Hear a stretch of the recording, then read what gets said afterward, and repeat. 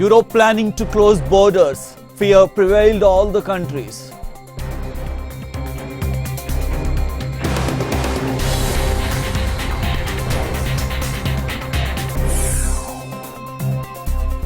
Tom Hanks recovered from COVID-19. Hero advised people to be alert.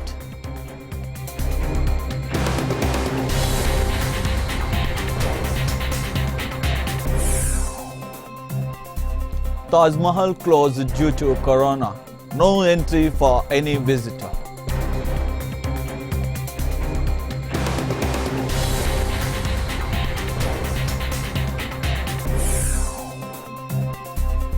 Airlines going to be bankrupt. Business down with corona effect.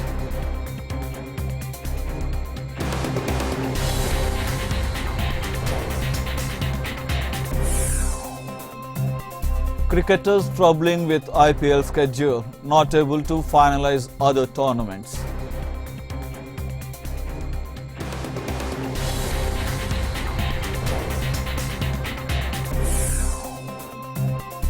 Corona effect on Angrezi medium, no collections due to shutdown.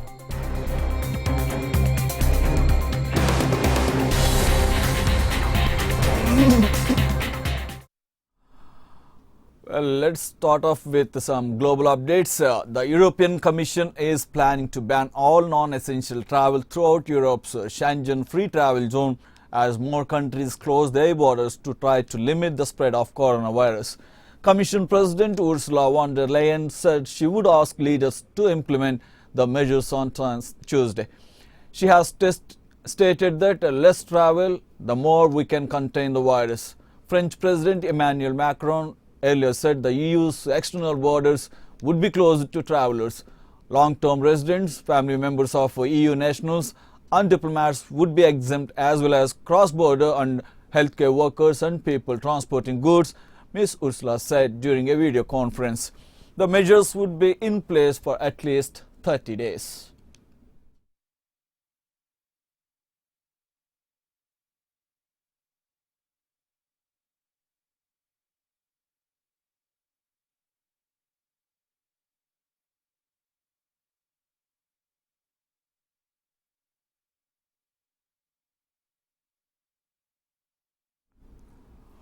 US actor Tom Hanks and his wife Rita Wilson have been released from a hospital in Australia after receiving treatment for coronavirus. The couple, who are now in self-quarantine in their Queensland rented home, announced they had tested positive last week. The couple were on the Gold Coast as Hanks made a film about Elvis Presley. Production has been put on hold. There are currently 375 confirmed cases of the virus in Australia. Hanks, 63, said last Thursday on Instagram he had come down with the virus. He has posted that they have felt a bit tired, like they had colds and some body aches. Rita had some chills that came and went. Slight fevers too, he added. He also later followed up with another post thanking everyone here down under who are taking such good care of us. The Oscar-winning actor is not the only celebrity to have tested positive for the virus. British actor Idris Elba on Monday revealed that he had tested positive.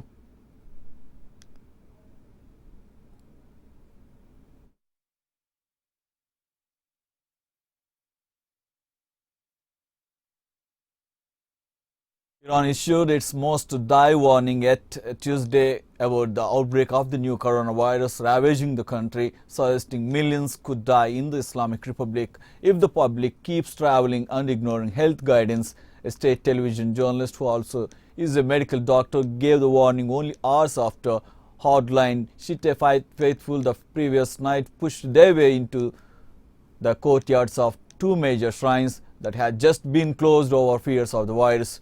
Meanwhile, Iran's supreme leader issued a religious ruling prohibiting unnecessary travel in the country. Roughly 9 out of 10 of the over 18,000 cases of the new virus confirmed across the Middle East come from Iran, where authorities denied for days the risk the outbreak posed.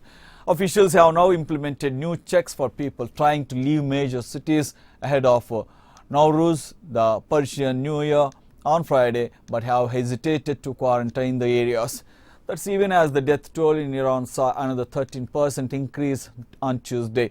Health Ministry spokesman Johanapur said the virus had killed 135 more people to raise the total to 988 amid over 16,000 cases. Jordan, meanwhile, prepared for a shutdown of its own over the virus, banning gatherings drawing more than 10 people as neighboring Israel issued its own strict new guidelines for life under the coronavirus threat.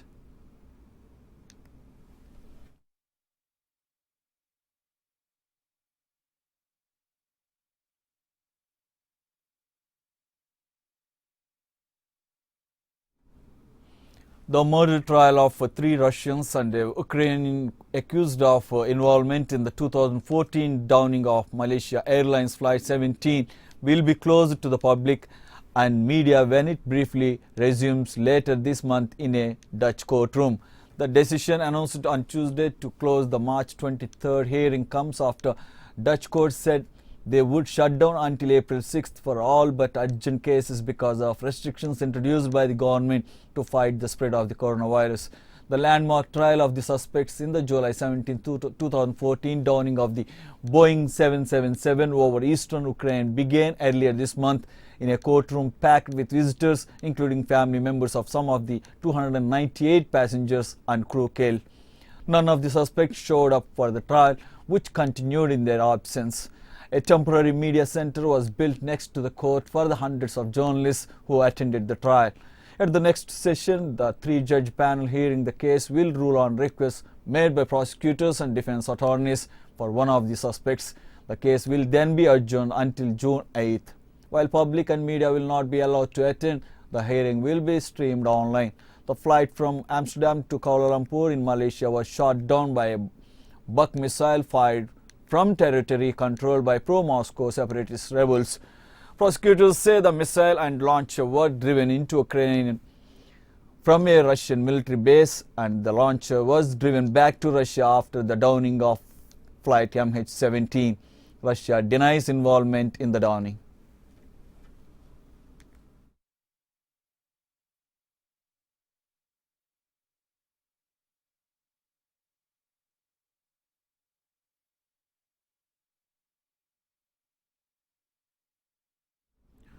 Coming to national updates, Chief Minister of Madhya Pradesh, Kamal Nath, hardly trying to get the time to save his government from the attack of Jyotiraditya Scindia's team.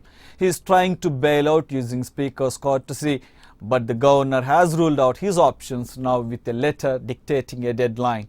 On Tuesday, the Supreme Court has also asked an explanation from Kamal Nath, which is also a setback for him.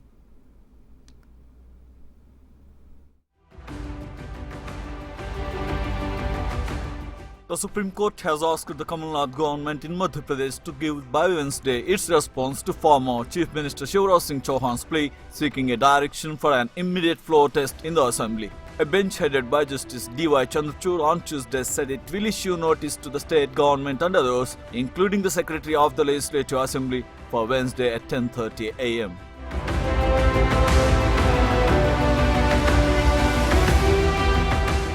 Chauhan and 9 other BJP lawmakers, including leader of opposition in the state assembly, moved the Supreme Court on Monday just after Speaker N.P. Prajapati cited coronavirus concerns and adjourned the House till 26 March without taking the floor test, apparently defying Governor Lalji Tandon's directions. Appearing for the senior BJP leader and three-time Chief Minister, Senior Advocate Mukul Rohatgi has explained that the rationale in this case is that a floor test is required and usually the other side appears in such cases.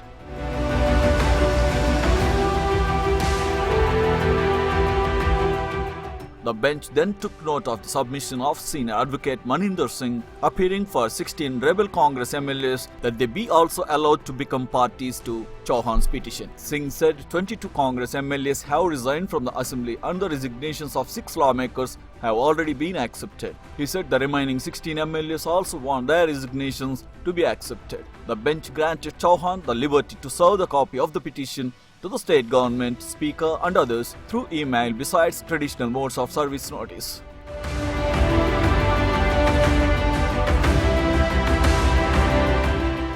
On Saturday night, the Madhya Pradesh governor wrote to Kamal Nath asking him to seek a trust vote in the assembly soon after the governor's address on Monday, saying his government was in a minority. After the speaker accepted the resignation of 6 Congress MLAs on Saturday, the party now has 108 legislators. These include 16 rebel legislators who have also put in their papers, but their resignations are yet to be accepted. The BJP has 107 seats in the House, which now has an effective strength of 222, with the majority mark being 112.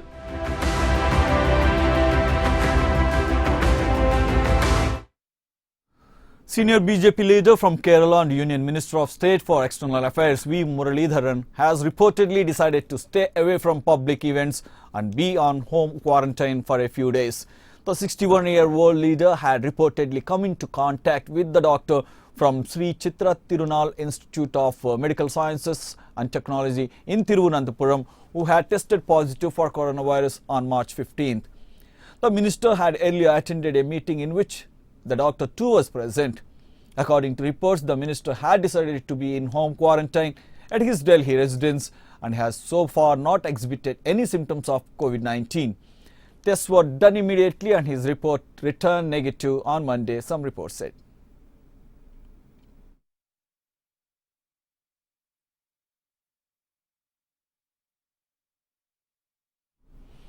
Troubled private lender S Bank today announced that all its ATMs and branches have enough cash to meet any requirement once the moratorium is lifted from 6 p.m. tomorrow. S Bank administrator informed that all ATMs are full with cash or branches have adequate supply of cash. The Reserve Bank of India had imposed a withdrawal cap of 50,000 on March 5th, which will be lifted from tomorrow 6 p.m. Kumar said complete normalcy will be restored after the moratorium is removed from tomorrow evening. All the customers will be able to enjoy the entire banking service. On the liquidity side, assurance given that there is no issue and the bank would not have to depend on any external party for liquidity. In case the requirement arises, liquidity line is available.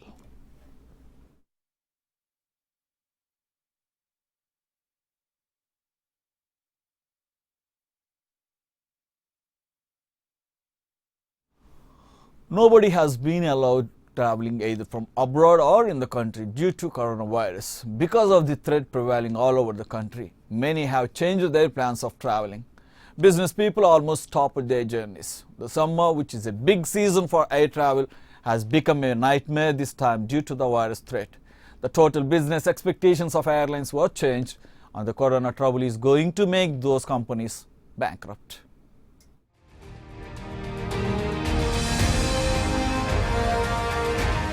India has been witnessing the loss of business in many sectors and airlines business is one among them. Already people of many metro cities have changed their plans and stopped traveling in flights, as the first threat is at airports only because of infected people coming from abroad. People are afraid to go to airports. Because of shutdown of business and the fear prevailed at airports have caused major drop down of passengers in the domestic airlines. Already airlines are in slow pace and even suffering from the economic recession. Now they have another jolt due to coronavirus. More than in India, the airlines across the world are suffering more.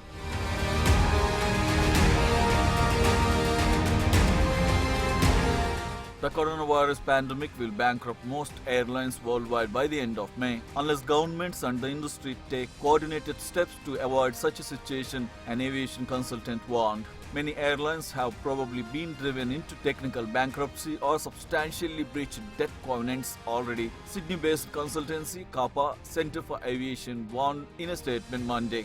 Carriers are depleting cash reserves quickly because their planes are grounded and those that are flying more than half empty, it said.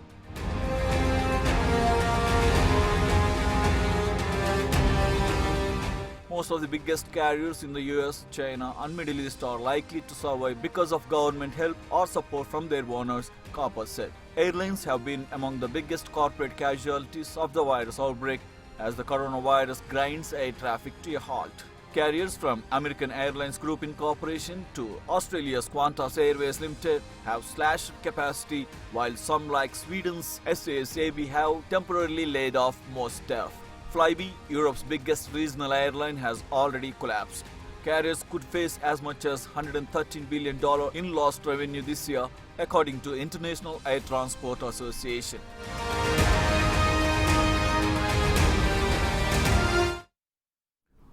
India's prestigious tourist place and Shah Jahan's love memory of his lover Mumtaz, Taj Mahal, was forced to shut down without allowing any visitors. Coronavirus has made Taj Mahal keep quiet for the first time in the history. The 17th century monument of love has enlightened more in the recent with the visit of family of Trump, president of USA. But now it has been closed due to virus influence.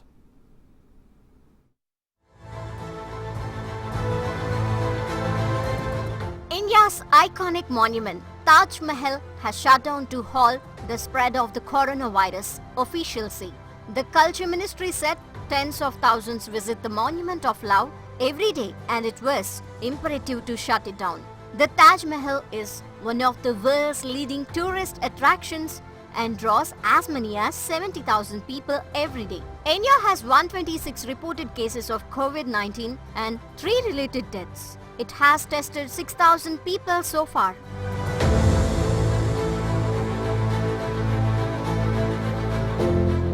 On Tuesday, the Indian government announced that all monuments and museums run by the Archaeological Survey of India across the country have also been shut to keep people safe. Culture Minister Prahlad Patel said all 143 monuments and museums would remain shut until 31st March and the decision would be reviewed after the shutdown period.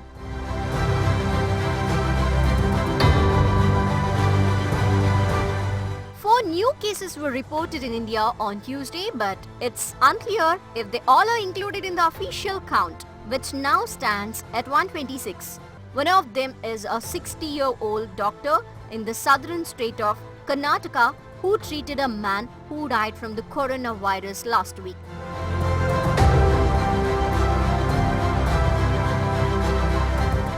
India has taken a number of steps to halt the spread of COVID-19. India's health ministry says it was among the first countries in the world to prepare for an outbreak of the respiratory illness and denied allegations that it was slow in testing suspected cases.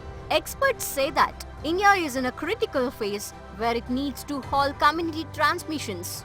The country has only tested 6,000 people so far and many believe that it's not enough to halt the spread. Experts say that India needs to start testing thousands daily to effectively stop community transmissions.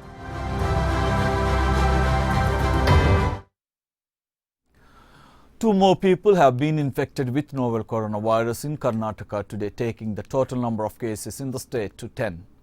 We have got 2 more COVID-2019 cases in Karnataka, taking the total number to 10, tweeted Karnataka Health Minister B. Sriramulu today. A 20-year-old girl who recently travelled to UK tested positive for COVID-19. Karnataka Health Department confirmed on Tuesday. The doctor who had treated a coronavirus-infected man who died in Kalaburgi last week has tested positive for COVID-19, officials said on Tuesday.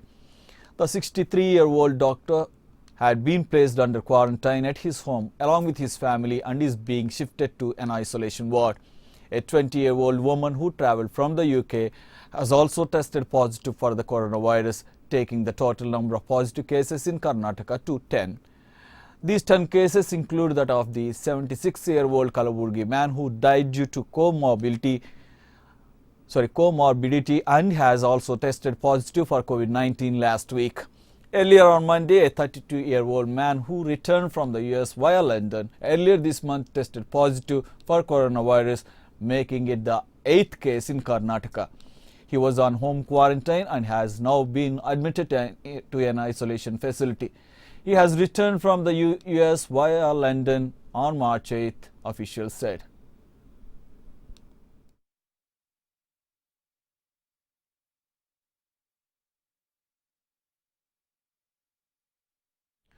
Ranjan Gogoi, who has given a great surprise to everybody by accepting the BJP's offer of Rajya Sabha membership.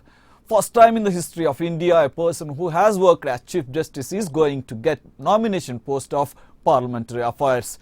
Opposition already started criticizing the decision, blaming that it's like quid pro quo mentioning the judgments on Rafael jets purchase and Ayodhya cases.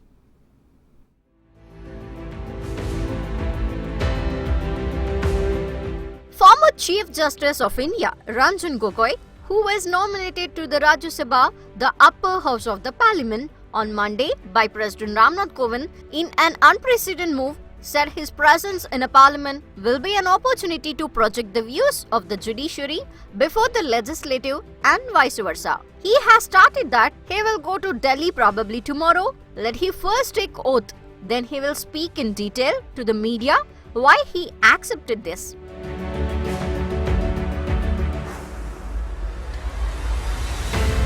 He has opined that he had a strong conviction that the legislative and the judiciary must, at some point of time, work together for nation building. His presence in parliament will be an opportunity to project the views of the judiciary before the legislature and vice versa.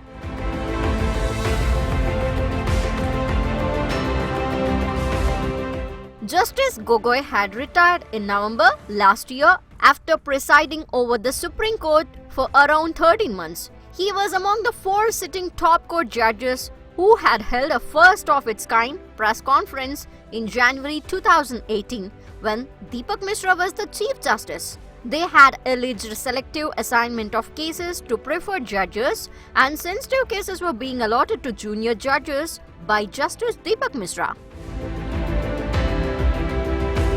We'll catch up with you tomorrow. Stay tuned to AP24x7 News' Moment.